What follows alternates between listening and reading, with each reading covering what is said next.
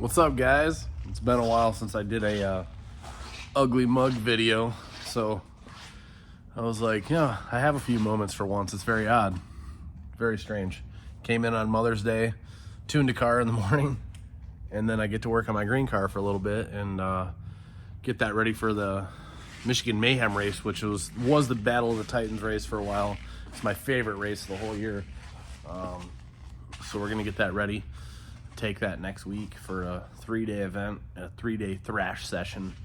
But anyways, some of you guys are wondering, there's been some chit chat.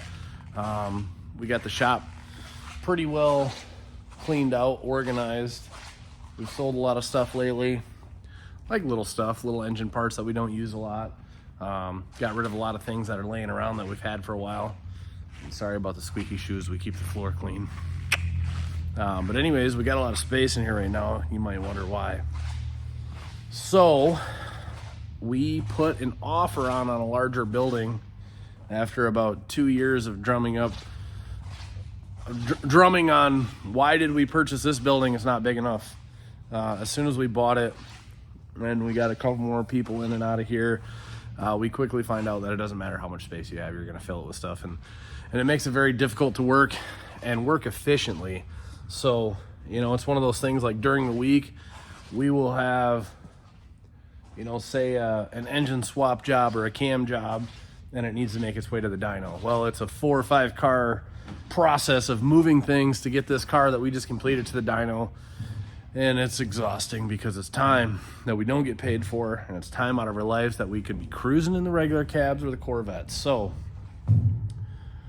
I decided that we're not going to grow anymore. We're at a very content level with Dick, Andrew, and I being here. We have a very nice workload. We rarely ever have time to ourselves. I'm content with how much money I make. If I need hustle money, I work longer weekends. If I need whatever it may be. So I'm cool with where I'm at in life. I don't care if I make more. I want some of my life back at this point.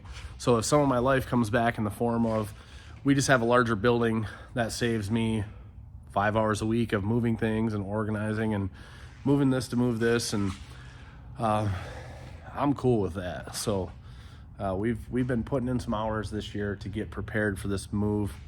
We're supposed to close on our new building. It's new to us, old building. We're supposed to close on our new to us building on the 27th of this month, so that's 2 weeks from now. I'm really, really excited about it. I've been getting a lot of questions like, are you scared? It's way more money. No, I'm not scared. I'm really excited about it. Like I said, we're at a comfortable level to where I can pay for this out of my own pocket, even if it's not the shop's money, and my life will get drastically better with more free time. So that's where we're at. So yeah, I just wanted to share that tad bit of information with you guys, as we're pretty excited about it. Once again, you know, thank our sponsors on the green car, Circle D Specialties. Pete hooked us up with a converter for the car, and we did not have to make a stator change, and we went 3 seconds in the 8th with this, so it's no big deal. It's great. Yeah, Johnson Lifters, one of the main reasons we're even here today is because we continue to push this hydraulic envelope with many of the other guys in the industry is the same way. BTR, you know, my long-standing relationship with Brian, he's what I would consider a good friend of mine. We live a ways away, so we don't get to spend a lot of time together, but we chit-chat quite often. And always been a good dude for me. I've been purchasing products from him since 2015. And Nick Abdo's spec the cam for the car. You know, Red Horse Performance, they sent up a bunch of fittings and fuel lines. We used some of the stuff. We had to get some other like bigger PTFE stuff for the methanol on the 16 side, but they're a great company. They wanted to help us get through, so that's awesome. Single Source Composites, my brother-in-law, he's a little bit special ed. Nice kid though, nice kid. But he made a lot of the body panels and some body work in the hood and this and that, so you know, he's there for us. Tin Soldiers Race Cars hooked us up on the axle package, and they hired our good buddy Todd, Pro Mod Todd, and took him on board and carry him around like a little baby, and they take care of him.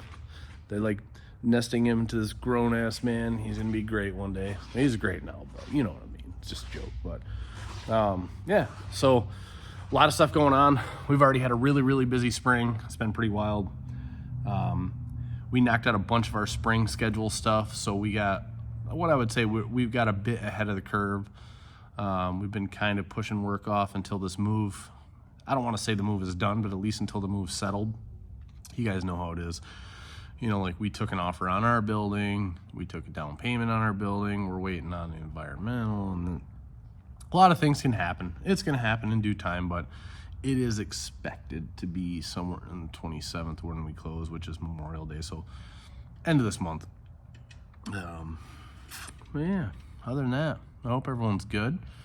Just wanted to make a little quick video and show you guys I'm still alive. People ask all the time, like, where are you guys at? You guys don't make that many videos. And we've been hustling. We got a lot of stuff going on.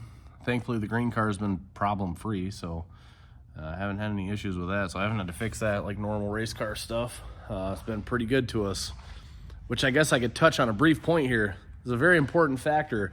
People are always like, it's got a billet intake and got a billet block. It should be fast. I tell you for sure the billet block actually slowed us down because it's 35 pounds heavier than the other blocks that we used to use, like the Dart aluminum. But you know what I like about it? It's a protectment of my investment.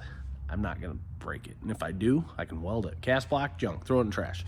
But anyways, like, yes, there's a lot of nice parts on this car. I'm not denying it. I'm not being like, look how fast I went for cheap. No, it was expensive as shit. Super expensive.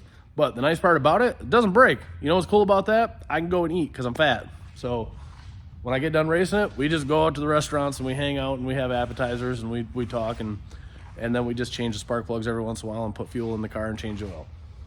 That's a pretty nice feature on a car that makes 2,500 plus horsepower on the flywheel. So that is one of the reasons why it has extremely nice parts, because in my past experience, you buy cheap stuff and you buy it twice, it's way more expensive than a good part once. You buy cheap stuff and just hours in the garage and hours in the garage pulling your hair out. That's just not fun. You want this sport to be fun, invest in it properly, and get the results you're looking for. And, you know, at the end of the day, that car's worth a chunk of cash. So it's not devalued.